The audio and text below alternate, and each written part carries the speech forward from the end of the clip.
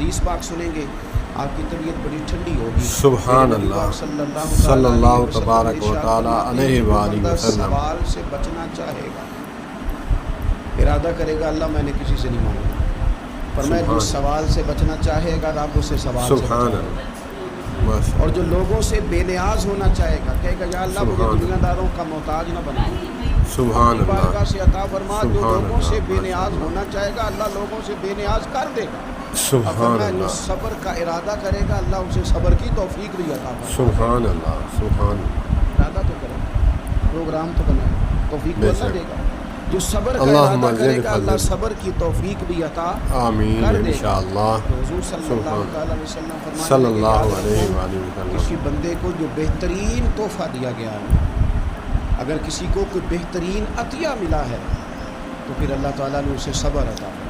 سبحان اللہ. یہ بہترین تحفہ سبحان